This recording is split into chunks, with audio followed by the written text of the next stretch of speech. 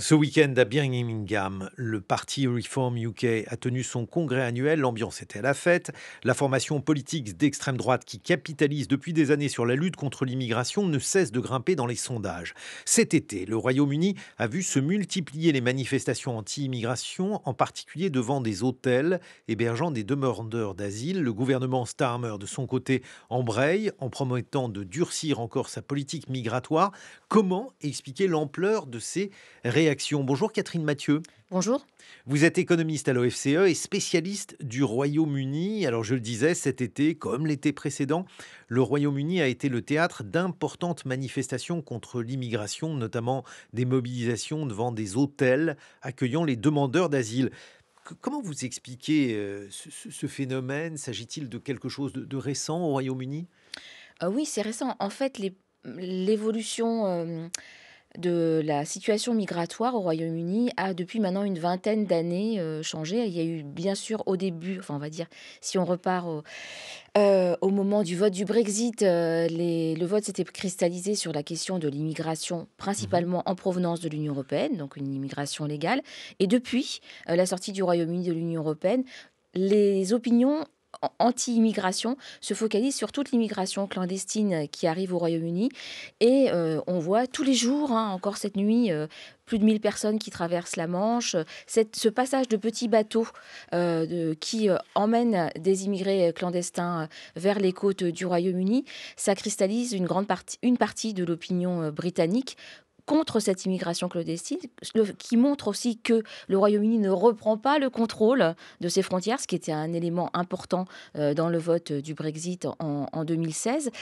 Et tous les gouvernements, que ce soit le gouvernement conservateur précédent, le gouvernement actuel travailliste, essayent de mettre en place des mesures pour freiner la venue de ces petits bateaux au Royaume-Uni, pour freiner l'activité des passeurs qui facilitent la venue de ces clandestins avec des morts, hein, à la clé tous les ans en traversant la Manche.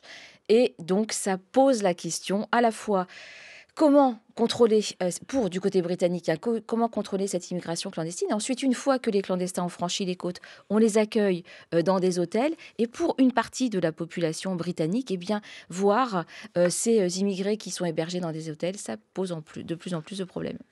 Est-ce que vous comprenez l'attrait du Royaume-Uni?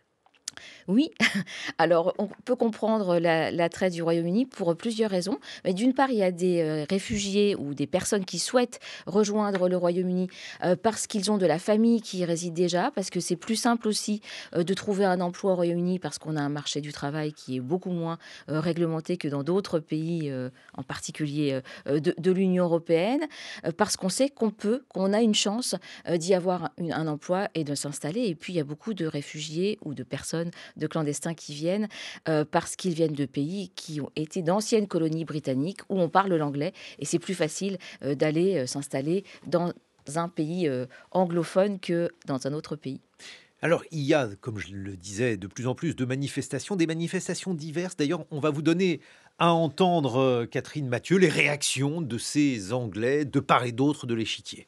We've got hotels full Nos of hôtels sont remplis de immigrants. migrants. We've got our Nous avons nos propres homeless sans-abri dans les people rues qui in the mendient pour street, manger, begging mais for qui n'ont food, nulle part où got vivre. nowhere to live. Ils sont obligés de They're vivre having dans to la live rue. rough on the Et streets. nous logeons And tous we're ces putting étrangers dans des all hôtels. these foreigners up in hotels.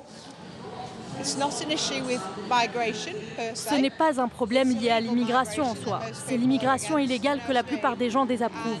Et la façon dont cela affecte le système britannique, nos traditions, notre mode de vie. Je ne veux pas voir des gens remplis de haine dans les rues de Manchester. Nous ne voulons pas de division. Nous voulons que les rues soient sûres pour nos enfants. Même s'ils disent que nos enfants sont en danger à cause des réfugiés, ce qui est un mensonge éhonté. Catherine Mathieu, votre réaction? Ouais, ce reportage dit énormément sur cette situation aujourd'hui au Royaume-Uni par rapport à l'immigration. Il y a une une immigration officielle qui est très bien acceptée par les Britanniques, qui a donné de grands exemples de réussite sociale. On voit qu'aujourd'hui, au plus haut niveau des postes ministériels, on a une population d'origine Lesquels? immigrée. Aujourd'hui, par exemple, la ministre de la Justice, Shabana Mahmood, est d'origine pakistanaise. On a eu précédemment Rishi Sunak, qui était d'origine indienne, Premier ministre du Royaume-Uni. Donc on a vu au Royaume-Uni qu'il y avait une montée, Madame Patel également. Madame Patel aussi, et de façon assez paradoxale, cette population d'origine immigrée prend souvent des positions très dures, C'était le très cas dures de par Madame rapport. Patel, Tout à fait. qui était ministre de l'Intérieur. Mais alors, justement, Catherine Mathieu, c'est ça qui est un peu paradoxal, parce qu'on a la sensation, en voyant cela, que l'intégration se passe bien.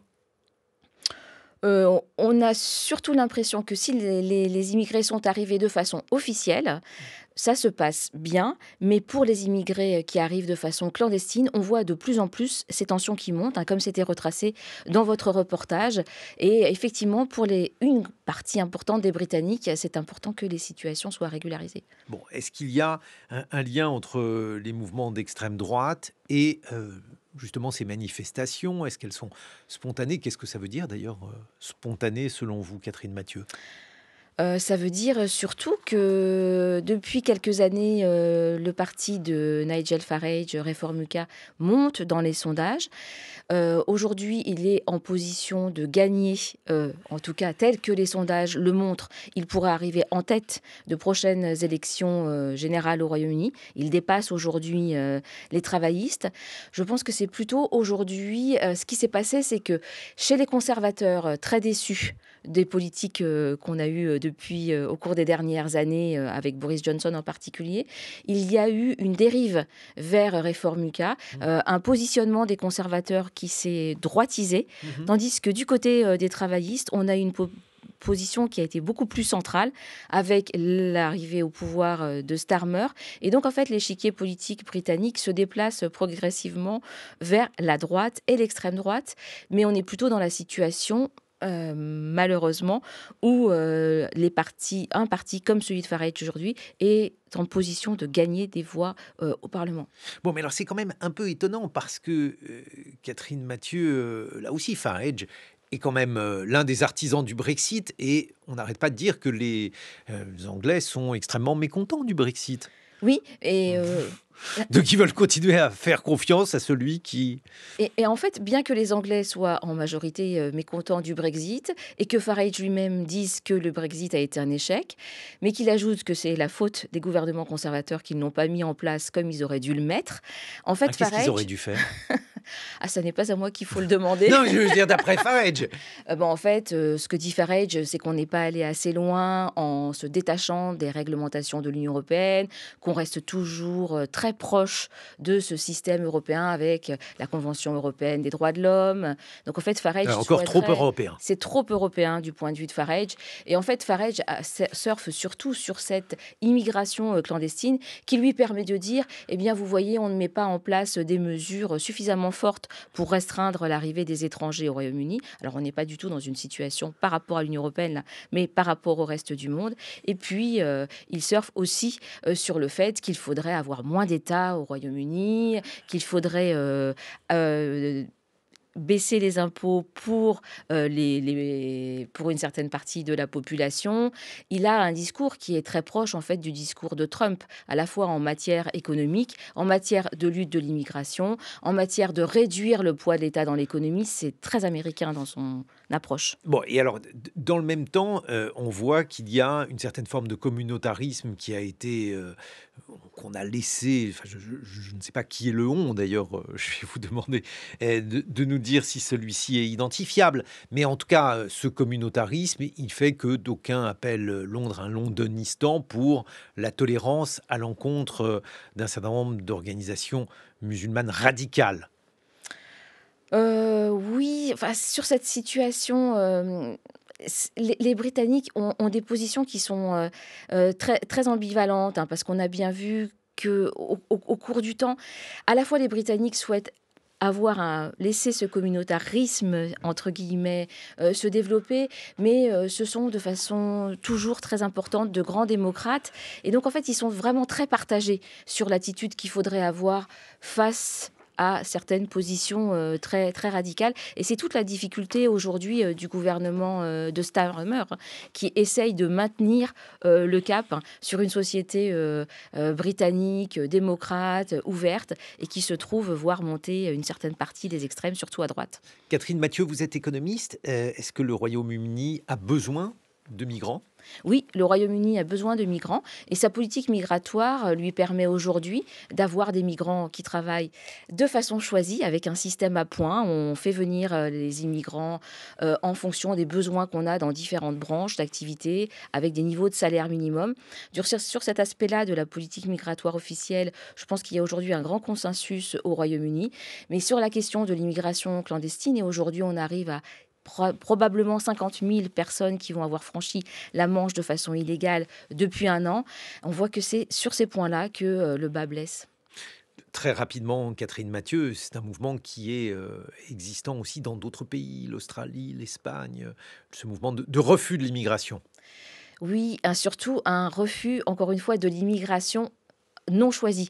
C'est-à-dire le fait qu'il y ait des personnes qui arrivent et qui, sur le territoire, sans qu'on ait souhaité qu'elles arrivent là, ce qui est un problème maintenant pour un grand nombre de pays. Des pays qui sont souvent dans des situations, par ailleurs, budgétaires difficiles, avec des questions qui se posent sur le maintien des modèles sociaux, sur la précarité. Merci beaucoup, Catherine Mathieu. Vous êtes économiste à l'OFCE.